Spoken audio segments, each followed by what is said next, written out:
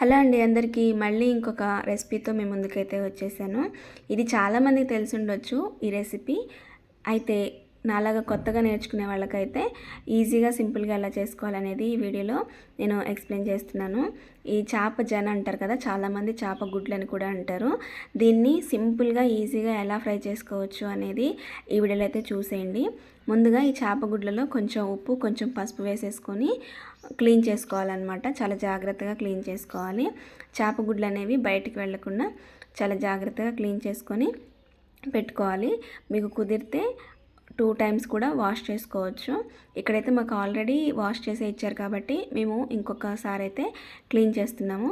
ఇలా క్లీన్ చేసుకొని ఒక గిన్నెలోకి అయితే వేసుకోవాలి.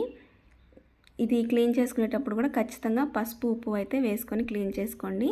ఆ తర్వాత క్లీన్ చేసుకొని పక్కన పెట్టుకున్న తర్వాత పొయ్యి మీద కళాయి పెట్టేసి అందులో మనం ఈ చేప గుడ్లు వేయించడానికి మీరు ఎంతైతే తీసుకుంటారో దానికి సరిపడా ఆయిల్ అయితే తీసుకోండి. ఇక్కడ మేమైతే 1 kg వరకు చేప గుడ్లు అయితే తీసుకున్నాం కాబట్టి మేము దానికి సరిపడా ఆయిల్ వేసేసాము. ఈ ఆయిల్లో మనం ముందుగా క్లీన్ చేసి పెట్టుకున్న ఈ చేప గుడ్లను అయితే వేసుకొని కొంచెం గోల్డెన్ బ్రౌన్ వచ్చేంత వరకు కూడా ఫ్రై చేసుకోవాలన్నమాట. అంటే కొంచెం అవి క్రిస్పీగా అయ్యేంత వరకు అయితే ఫ్రై చేసుకొని పక్కన పెట్టేసుకోవాలి. ఇలా కొంచెం గోల్డెన్ కలర్ వచ్చిన తర్వాత ఇందులోనే కొంచెం పసుపు అలాగే కొంచెం సాల్ట్ వేసుకోవాలి. ఆల్రెడీ మనం వాష్ చేసేటప్పుడు కొంచెం సాల్ట్ వేసుకున్నాం కాబట్టి దాన్ని చూసుకొని మీరు సాల్ట్ అయితే యాడ్ చేసుకోండి.